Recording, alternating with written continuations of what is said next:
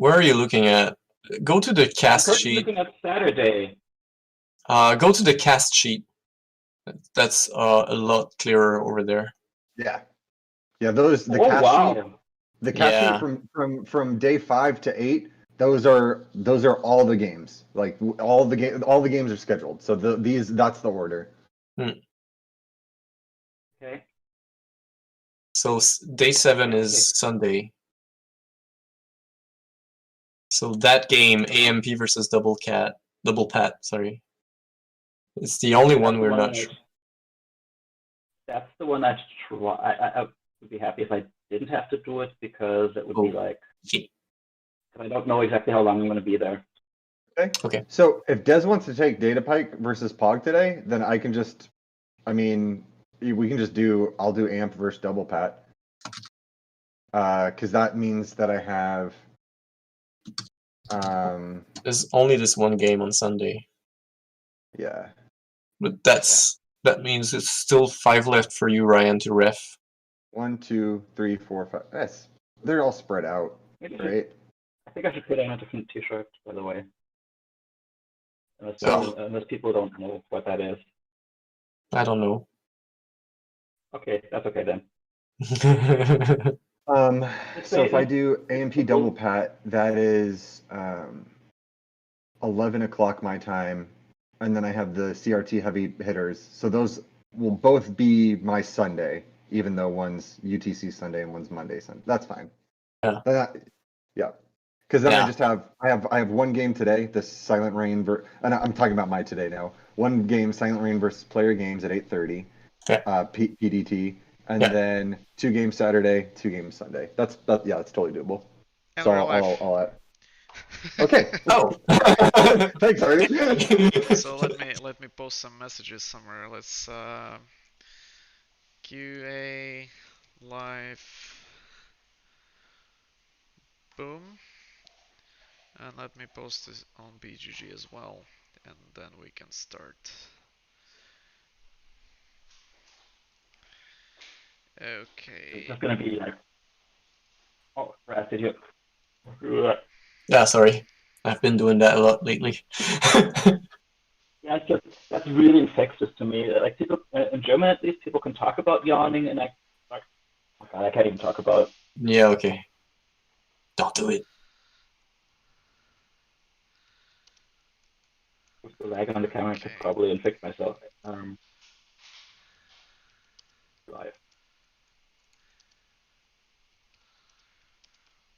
As soon as it goes live, we're all silent. Yeah, but I needed to We're post. live. Yeah, I needed to post stuff. All right. So, hi everyone. You can see that I'm not alone. I have a few great people here. So we have Tess, Raz, and Ryan, and these great people helped me out a lot, both with testing the game and with running the tournament. So those of you who have been following, these fine gentlemen here were the judges, and still are because the tournament is ongoing. So we were thinking how and what we're gonna do in this Q&A, and the idea was that we're gonna put it sort of in reverse. So instead of me answering questions, it will be Des, Rez, and Ryan who will be doing this. I mean, I will still answer questions from the chat, but I don't have any list prepared. So, okay. Let's start with my questions. So, guys,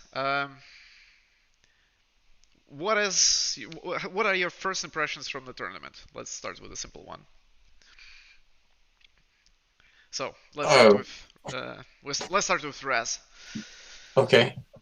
Well, the response is amazing. We didn't know what to expect, and we ended up with 17 teams, and that was great.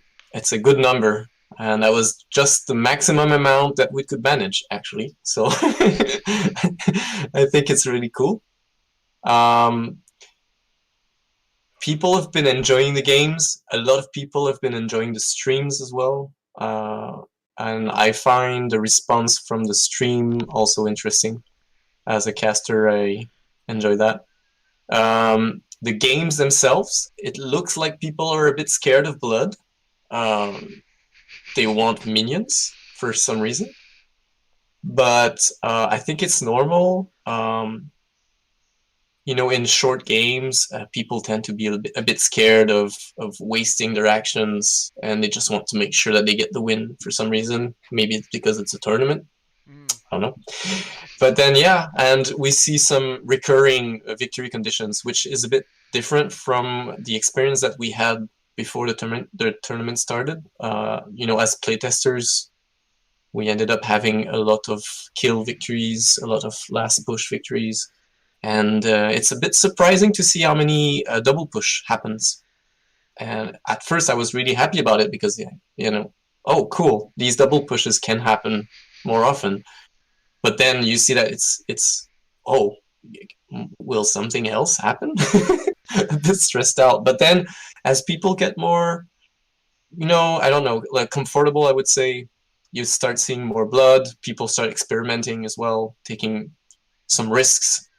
I really enjoy that, Hmm. Yeah, especially in the last 2 days. Yeah.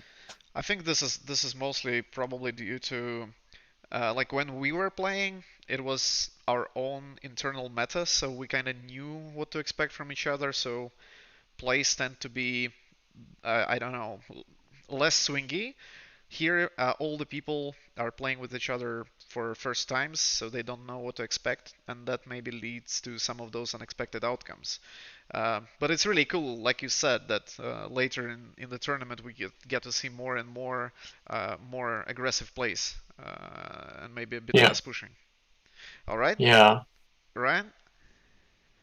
Yeah, so pretty much in agreement with everything Raz said. I'd say the only other thing was I'm not a competitive player, so like organizing a tournament, like I've participated in a couple, but it was mainly just for fun, like some Magic the Gathering stuff and some other games. So I didn't really know what to expect. But the thing that I think surprised me the most and was really positive is how much, like, as soon as people found out we were doing a tournament, there were some people who were like, "Oh, I want to stream that tournament." And then I was like, "Okay," I just saw those in the Discord, people messaging around, and then I went to sleep, and then I woke up, and it was like, "Okay, here's our banner overlay that we have. Here's how we're going to organize this. Here's all this stuff.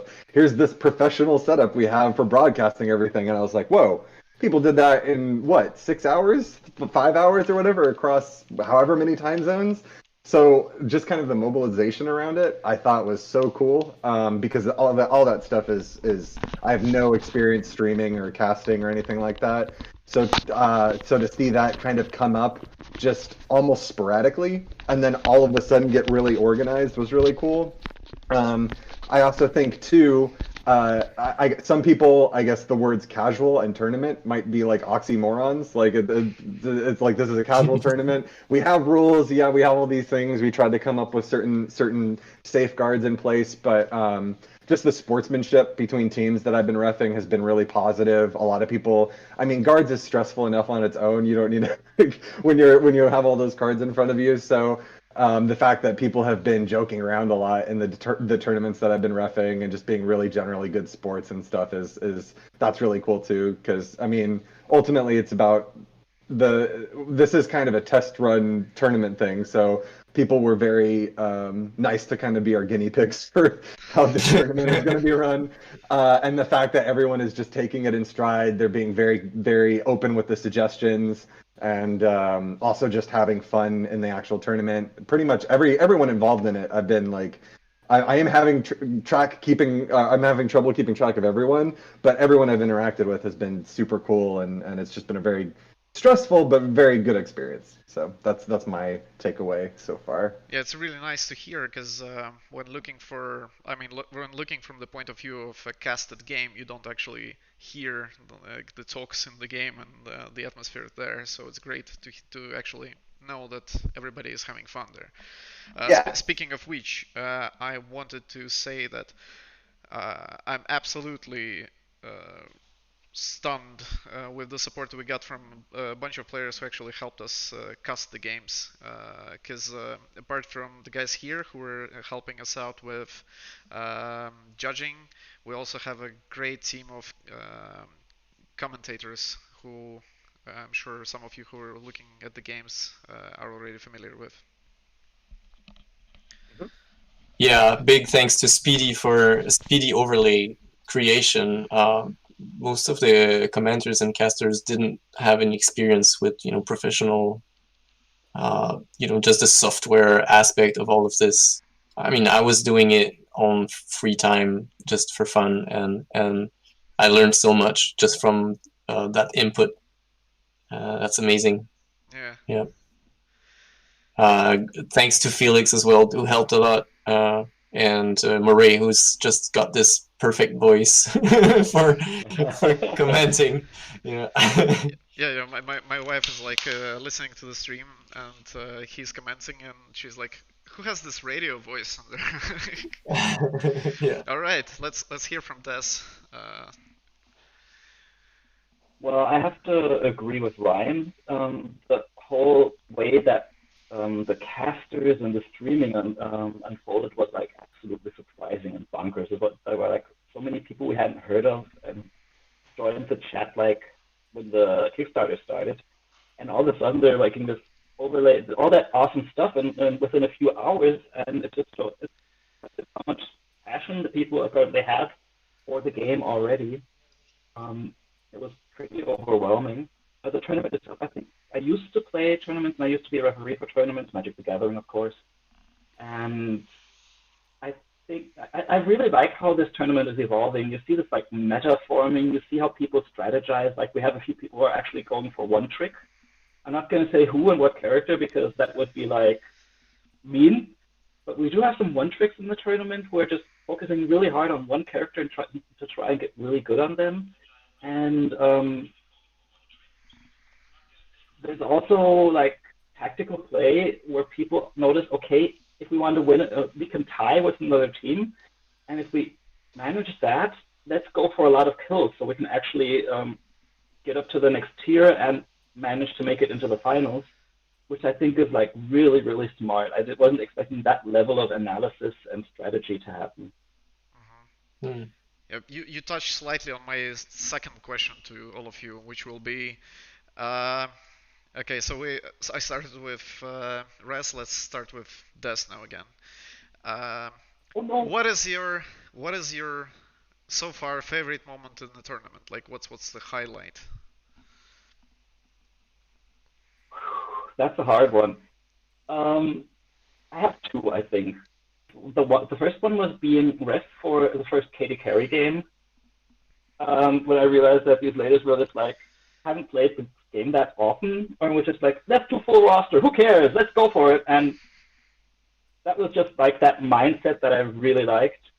And I have to do a really good shout out to the double Steve, double Patrick game yesterday. It was double Pat against Sweaters. These guys were so much fun to play with. It was just hilarious. I was laughing tears. I had to mute my microphone regularly simply because I was laughing too much and too long and too loud. I think it was just a really great game. Cool. Yeah, for those who didn't follow the tournament, so the idea was that each team could select either use core characters or the full roster, and so the roster used in the game would be the minimum. So if one team selects the core and the other selects the full, then the game is core. And so yeah, we had a few teams who, while not as familiar with the game, just went for the full roster just for the fun of it, to see all the characters. So that was really exciting to see. All right, Ryan, what is your highlight? I think I have two. I'm still catching up on some of the streams, so I'm sure that I'm going to find some that I missed. So in the one that Des is talking about, I actually got to cast on that game a little bit, and I think my favorite part was seeing. It wasn't a specific moment. It was just seeing like Brogan kind of being played in a way that we don't really see a whole lot. So he's still stuck with his charge, and it's Brogan's staple, right? So everyone knows he has it.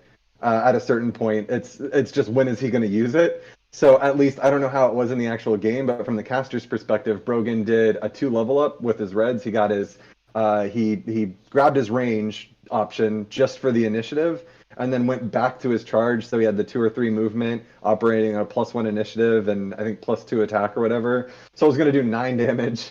And all the casters were just like, is he gonna do it now? Is he gonna charge now? Is he gonna do it now? And he just kept like teasing. And when we actually talked to him afterwards, he was just like, yeah, my teammate was just telling me what to do, so that's why I did. And so we never got to see the kill, but it was almost just like, in a murder mystery movie, the Chekhov's gun thing. You see a gun in the first act, and you're like, that gun, someone's gonna pick up that gun and shoot it at some point during this tournament.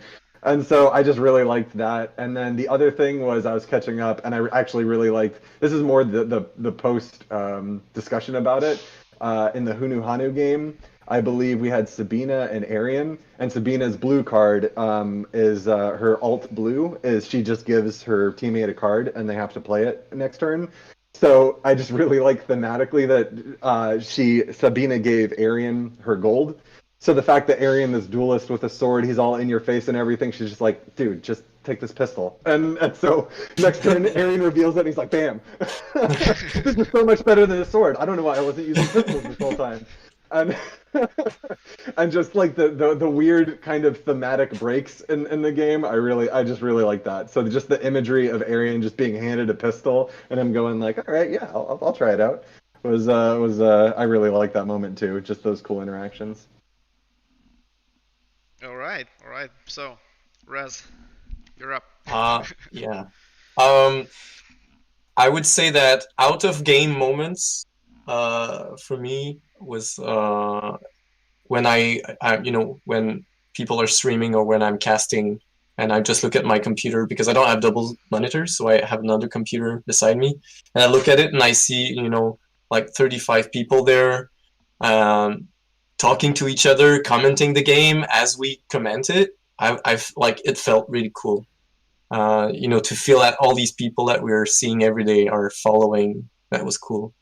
The other thing, like in game, that I really enjoyed, that the one that I remember. I mean, I've seen it quite a bit lately, but Thursday was playing against 6, 12, 18, 20, and one of the Thursday player was playing Ignatia.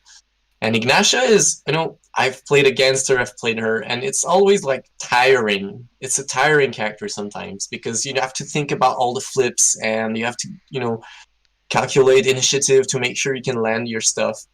But Thursday, they were playing Ignatia. I think it's Rubru. She was playing Ignatia really casually. And there was this point where numbers, the 6, 12, 18, 20, they were about to win with second push. And Ignatia played her gold. The token was on the red side, so she could only target heroes. But then there was a tie, and the token flipped, and she could just kill the heavy and get the push back into the middle. And everyone was like, and these moments where there's this token flip in the game, and we've seen a few victories like that where it's just a token that tells everything. I feel like these are amazing, especially with Ignatia, because her talents are dependent, on the tiebreaker. So that was a great moment yesterday. Yeah. Right. Mm. Question is, was it an accident or was it planned? What is? Right. Yeah. No, it's always planned. Yeah. If it's a good play, it's the player's fault, and if it's not, it's his teammate's fault. That's the logic I pursue. All right. So, from your observations so far, so which character you think was most picked? Uh, Anyone can answer this question. I'm really bad. I have a terrible memory, so I forget matches that I refed like yesterday. Brogan for me. Brogan, I feel, was everywhere and followed closely by Wasp. I was gonna say Wasp. I was gonna say I've seen a lot of Wasp and a lot of Dodger because I think, well, if we get on that, like Dodger, I think is a really interesting character for the tournament in general. But I've seen a lot of Wasp and a lot of Dodger. Yeah, I have to agree with Wolff. I also saw a lot of Arian as a Wasp counter pick. Um, I think those were the most. It's interesting No to love see. for Tiger Claw though. Really? I've seen a few games with him, but it's interesting that people go for Dodger this often because sometimes the first reaction to that character is like, how do I play it? Like, what do I do with her? Because she's very squishy, and in order to kind of use her ranged attacks to full effect, you need to understand the positioning well, to see Mhm.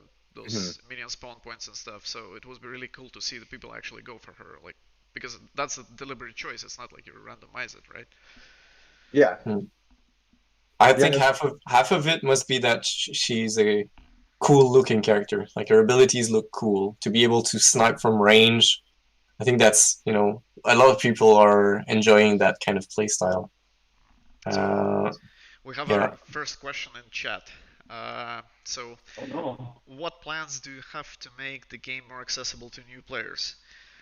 All right, great question. Uh, well, first thing I'm already doing, I'm spending some time every day on those updates. I hope that new players will be able to actually go back to the Kickstarter page at some point and just go through those.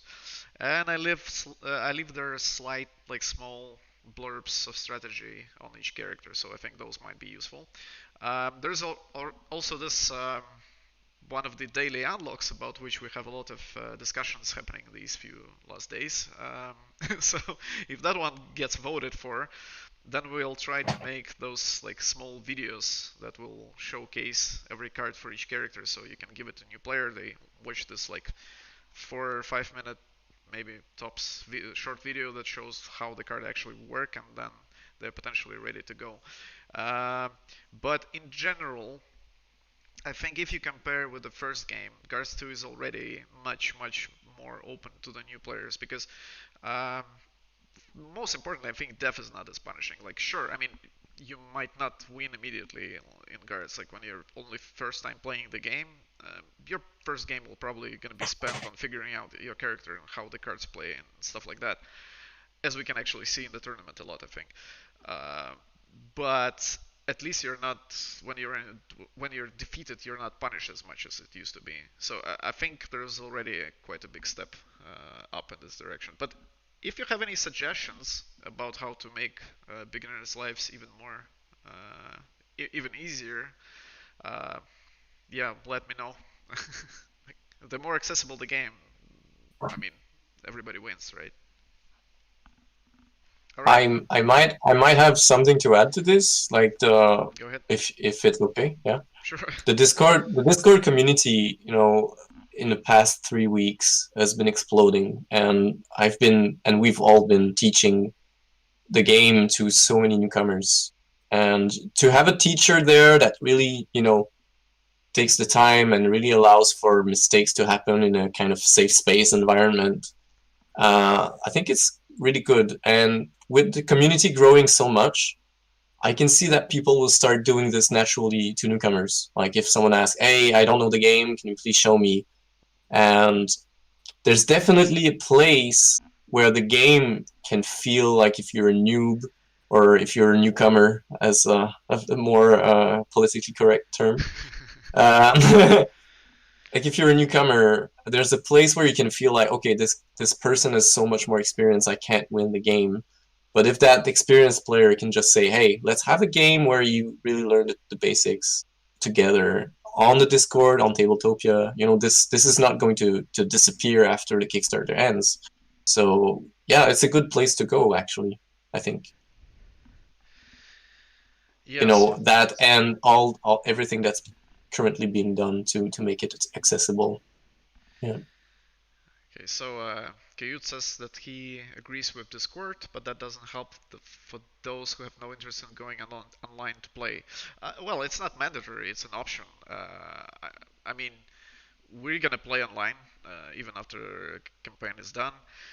But you don't have to. I mean, you can still play the game the normal way, of course, and you will still be eventually getting better at it. It's not like you cannot learn the game at your own pace. Especially, like I think, like if you have a group who is just starting playing and you're also just starting playing, there is no issue at all. You just play together and you learn together and you progress in the game together. So uh, there's then there's no gap then. And by the way, speaking of gaps, there will be an option. It was already unlocked for using the handicap cards. So if you know the game already, maybe you have a few games up your sleeve already done with them, and then you have to play with completely new players. Just grab the handicap card, and then you play slightly. I wouldn't say weaker, but I mean, it's not like the cards just have worse stats, right? The handicap cards are just more demanding from you. You have to like think better how to utilize them best, uh, and play this way, and it will actually help you kind of balance out the skill difference slightly. So there's that option. Speaking of the Discord and online community and tabletop and stuff, um, I've been asked a few times if we're gonna do new hero packs and new heroes and stuff like that. I don't have any timeline for this, but I'm pretty sure that we will. And I do all my playtesting digitally. That was the case. Uh, I don't know, for ages, like from the Guards 1 times. I do basically everything in Tabletopia. So new content will go through the same channel. So joining the community will actually let you try out some new exciting stuff. Like once you haven't played your 22 characters game. So that's another option. Yeah. What are your thoughts on handicap cards, by the way? You can bash the idea if you don't like it. I think it's. I mean, I think it's a good idea because, like, the example you gave, right, was if you use this, you have to discard your other attack card, right? Yeah. Okay. I mean, so we've kind of found in our test games too, like the idea is as play testers, we want every matchup, whether it's a 2v2 or a 3v3, to be balanced. Like both teams have a chance to win. But there are those characters just by default, like the more complex characters such as Tally or um, why am I blanking on people? Bane, who have those a single attack card at the start. So already that's kind of if you're operating at the same skill level, I think there's a little bit of a disparity. We've had some games where we did 2v2s where one team only had one attack card per character, so they're down half the attacking potential. So even though there are ways to win, the mental bandwidth you have to spend to win that fight is more difficult. So being able to apply that to all characters, I think is really beneficial. So if I get in a game and I'm showing it to three new players, and I can say, okay, we're all going to do core heroes. I'm going to take this one, and this is going to kind of power down, give me more of a like a handicap to kind of like keep me with like I won't have that experience advantage as much. So I think in theory it makes sense to me just based on the playtesting experience. All right. Des, you want to say something? Yeah, sure. It'll be pretty short. I love the handicap cards. I think that idea came up like a year or so ago the first time, and for some reason they got dropped afterward. I don't remember why. And I'm really happy to see them again because I think that's a really good approach to both deal with like skill disparity and with odd team numbers. But it's just the most elegant and simple solution, I think. And elegant and simple is like that's what I like about guards. So of course I'm gonna endorse something that has the same traits. I'll just act as if I'm not here. Yeah, that's. There were a few things that how we wanted to approach this entire subject. Like there are still rules posted. You can see them in the Discord, which try to do handicap through extra rules. There's value in this one as well. And I mean, if handicap cards are not enough for you, you can use that as in addition to the handicap cards. Then that will make the game even harder for you.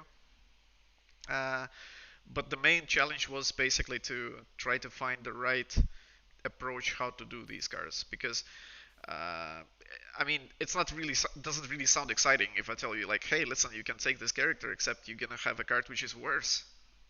uh, doesn't really sell that idea much, right? But uh, I think in the end I figured out how to do it not worse but just more challenging, and that's slightly different kind of tone to it because depending on the player, I'm sure it's not for everyone, but I like challenge. So for me, playing a more complex character, even if I'm losing, I'm finding fun there. But your mileage may vary, of course, on this one. Um, so Coyote is. I'm murdering your nickname probably. So I think the tournament games plays have been very good of showing new people what the game is like. I enjoyed the games I've watched. Glad to hear, and I'm sure all the guys here are glad about this as well, because I mean, everybody worked like super hard to make this tournament happen.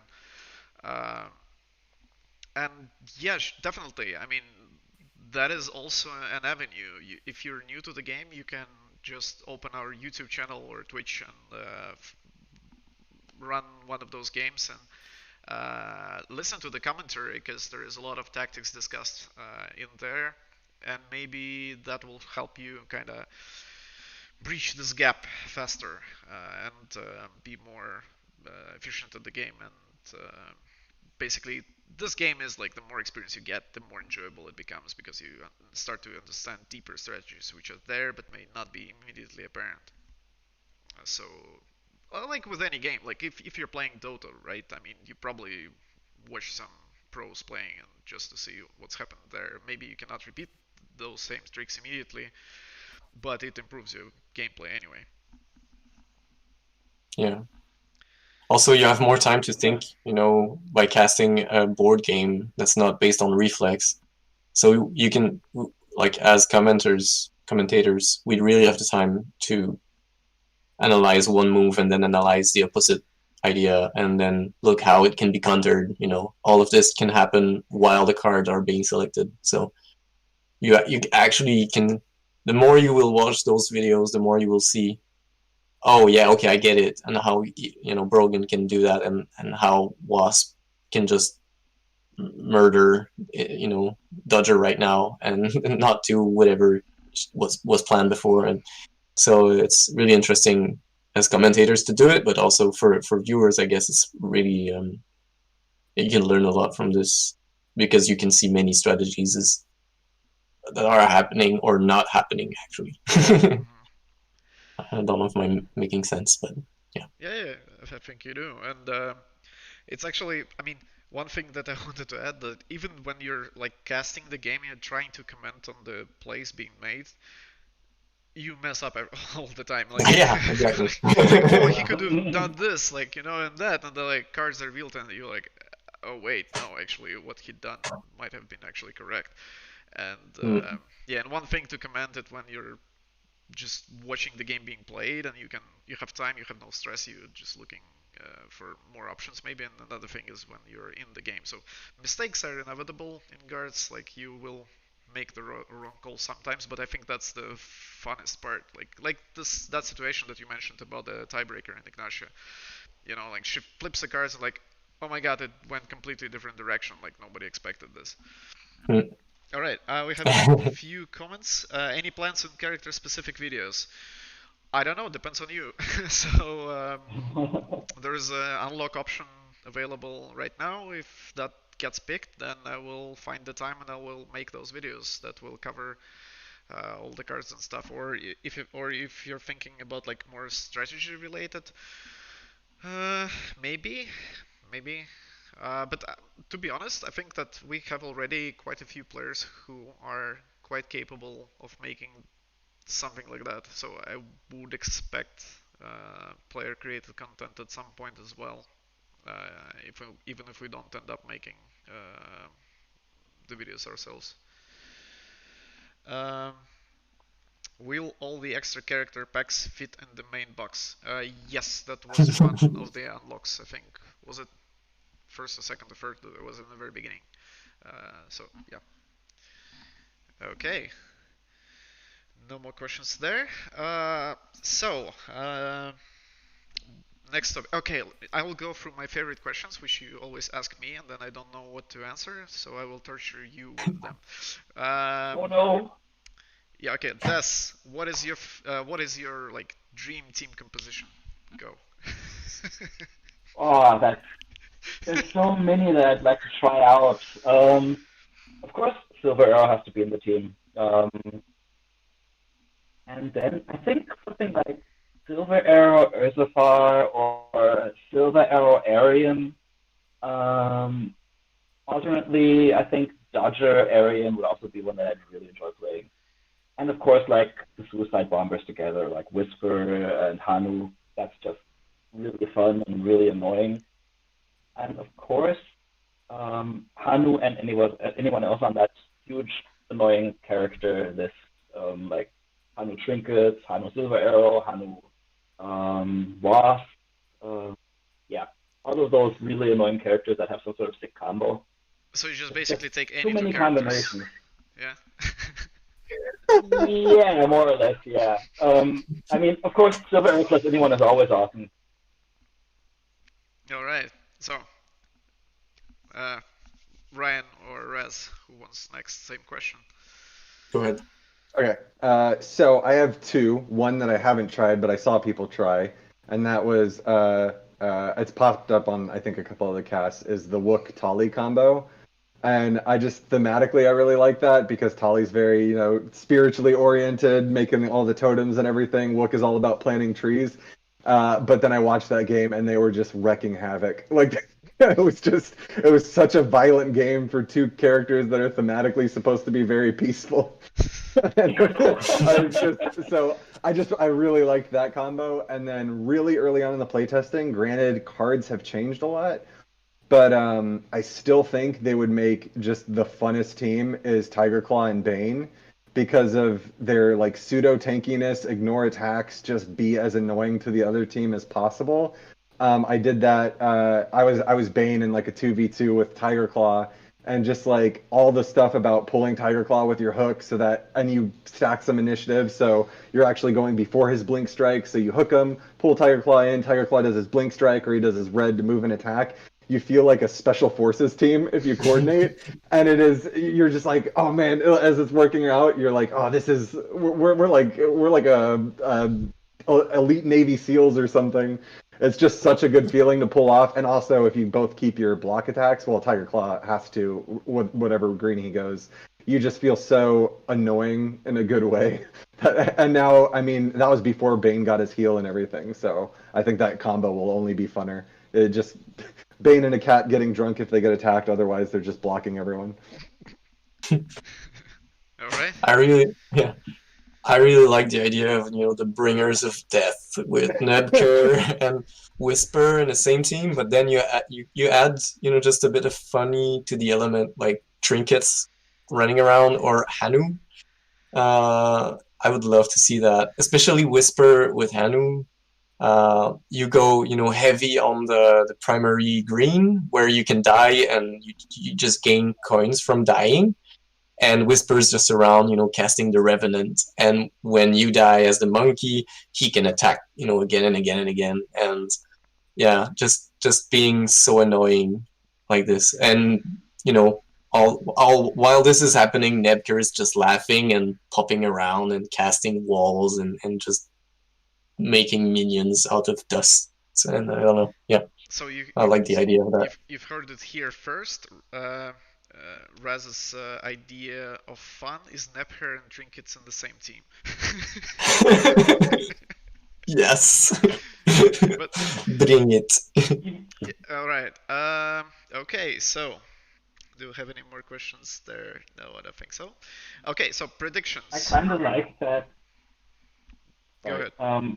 I kind of like that. Everyone has the combos with their favorite character. Like I was Silver Arrow plus anyone. Ryan was like Bane plus anyone, and Raz of course Nepker plus anyone. Yeah. So yeah, you kind of see our tendencies there. I think. Mm-hmm. Yeah. Yeah. All right. Tournament predictions. Top 3. Well, I'll make it easier for you. Who will be? Name one team who will be in top 3. Well, we'll not have top 3. We'll have top 4. One team who will end up in top 4. That's a hard one. I haven't watched everyone. So yeah, someone else please go first. I have no idea. Now you can feel how I feel, right? When you ask me what my favorite character is. Well, based on their previous performance, Alpha Bravo is gonna go really far because I mean they went 3-0. They've got so many assist points, so many kill points. I'm expecting to see a lot from them forward. Yeah. No, just based on game experience, I would say that Hunu Anu might reach there because we've been playing a bit with those people before the tournament. But yeah, Alpha Bravo I also watched. I think they're solid. They're really tight in their gameplay. Besides that, I don't know really. Tricky.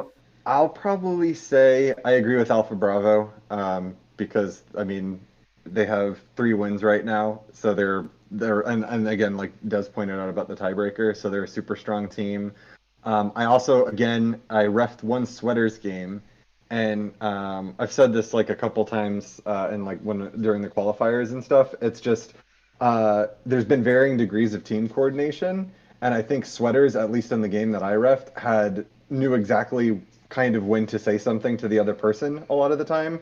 And I think that really goes a long way in different games. So I wouldn't be surprised if Sweaters also made it really high in the tournament as well. All right. But again, it's like everyone's it's tough. It's because everyone's doing really good. So, but those are teams that I've seen. And again, I have a very small subset because I haven't watched all the streams like Raz and have only refed for certain teams. So I'm I wouldn't be the first time in this tournament. I am ready to be surprised too. That's for sure. We have a question. So, you have mentioned future hero expansions after the Kickstarter. How many character ideas do you have planned? I don't have anything planned. I have too many ideas, I think, and not enough time to kind of work on them. But what I can say that like future hero packs, I think will be sticking to 5 per pack, right? So I think the next time we release something for Garrett, it's gonna be 5 new heroes. And what I would like to do is I would actually like to use more direct community feedback.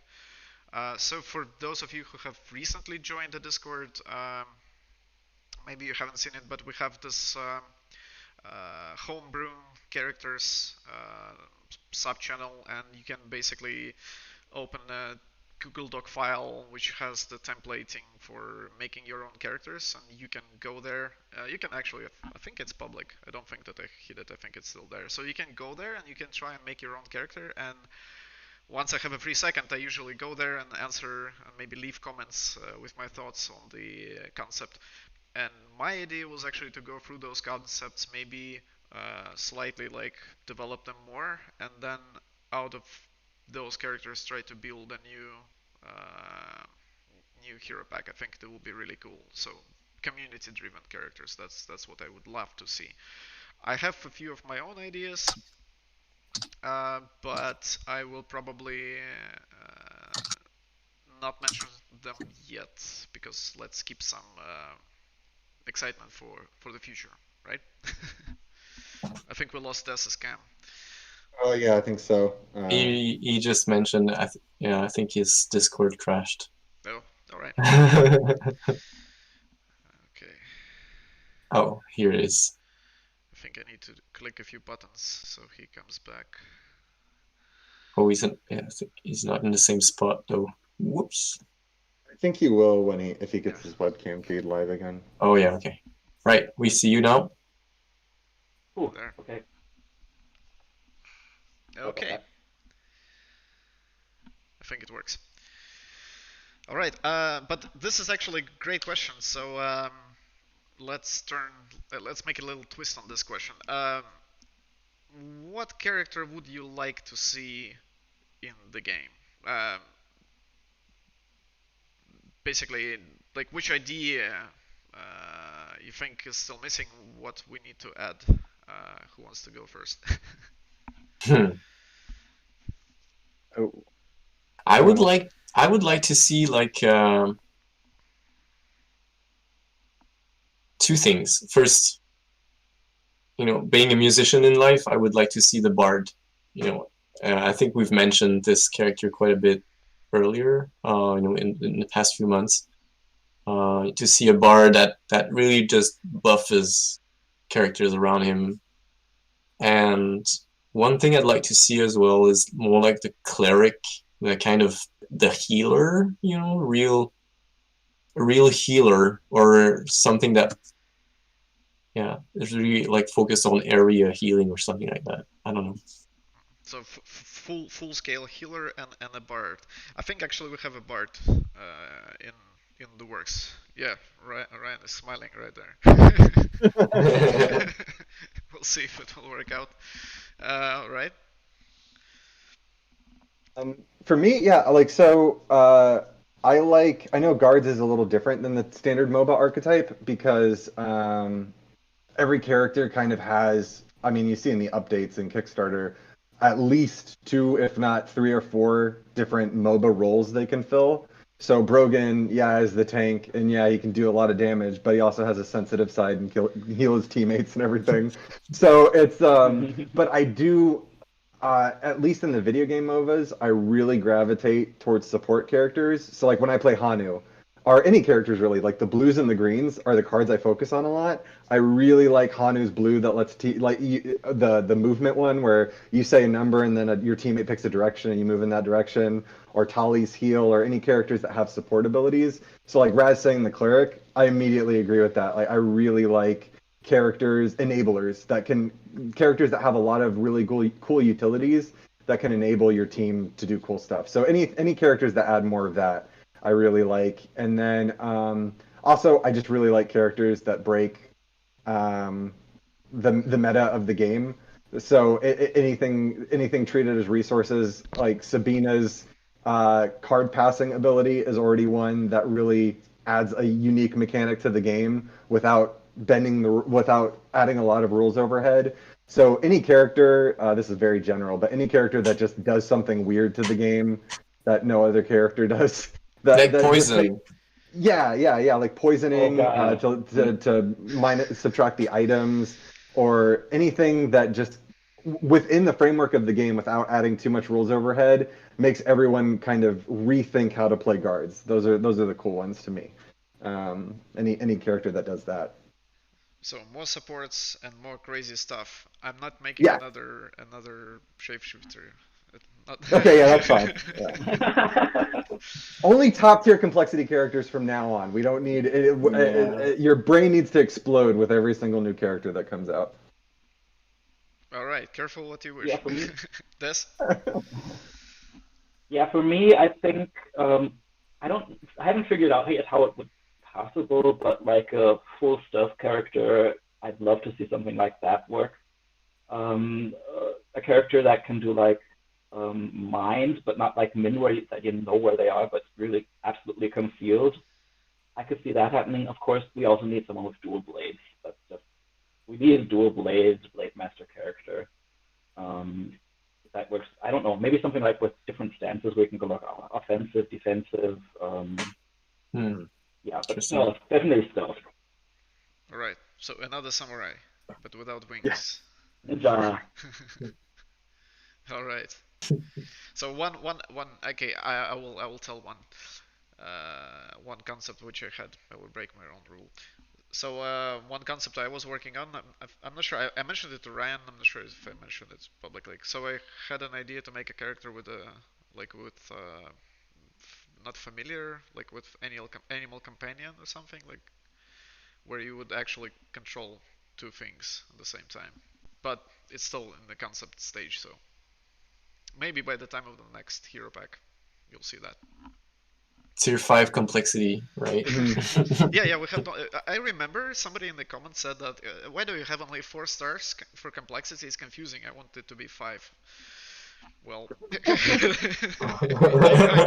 I can do that. There, sure. yeah, all this way. Yeah, we can add another The person one. who wants 5 stars hasn't played Trinkets, I guess, or Tali. Yeah. We also need the bureaucrat, the calculator. Oh, yeah. You know, like in Final Fantasy Tactics, I think you had something like the calculator, or how did they call it? Yeah, this character that does maths and it's actually doing magic. He has a this round effect where he audits all the other teams. So before you level up, he actually takes some taxes from every player. No, we're gonna. Or This is actually an awesome idea. So we're gonna make a character who will be like a small joke on the whole discussion about like remembering, not remembering stuff. So all his effects will be actually modified by whatever the other players have played. So like the initiative of this card is like that player's defense subtracted by that player's movement plus that awesome. player's tier, right? So so Yeah. so we just had it so you cannot calculate that anymore. Yep. Yeah. Ignash on steroids. So complexity is 7. Complexity, yeah. Everyone needs a calculator next time when you're playing. Yeah. Depending on Another you mechanic. actually need a you need like an Excel sheet to be able to play the character. Depending on the tiebreaker, you have a different set of additions, subtractions going on. Yep. All right. I just thought another mechanic that we could Mhm. try. Go I ahead. just thought another mechanic that we could try to make work that could be interesting is like treason, a character that permanently switches sides in some, like in the middle of a match or something like that. That'd be Oh, crazy. okay. Okay. Actually, great idea.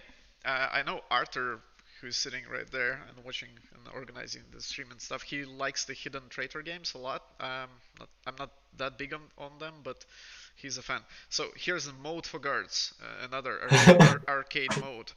Basically, before the game, you have like those 6 or how many players you have cards, and then you have one traitor on each team. So you play the game, and after the second push, they are revealed, and so they flip the teams.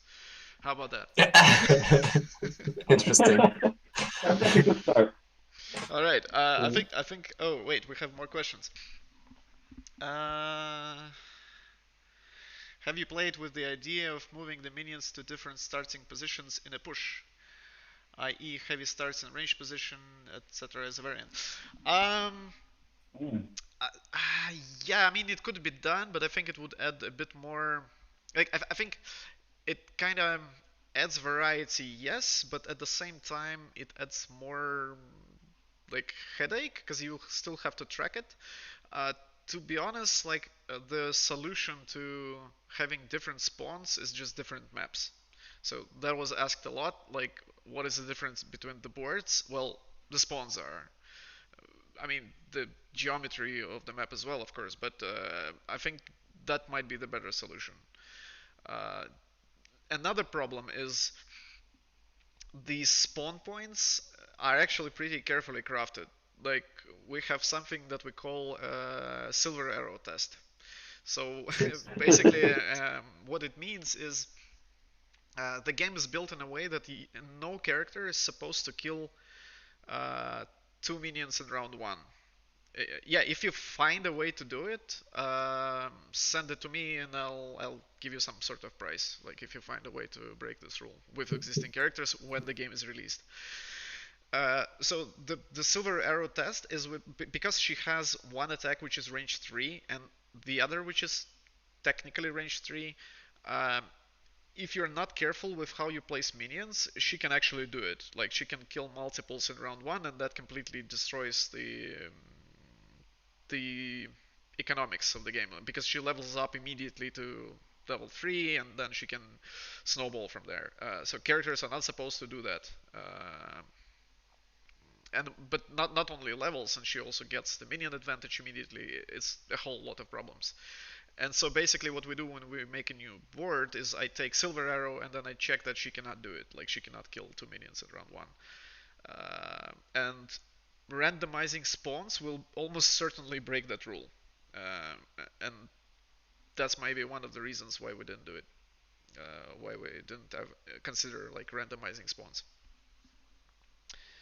All right. I think at this point would be a good moment to conclude our stream. I had a lot of fun discussing uh, all sorts of things. I hope the viewers enjoyed it, and thanks to all of you guys for participating. And for helping with the campaign and with the tournament, with everything, testing like a lot. I mean, a lot of effort has been put by these three gentlemen here. So yeah, no problem. to Thanks make for this having game us. happen. Yeah. All right. Yeah.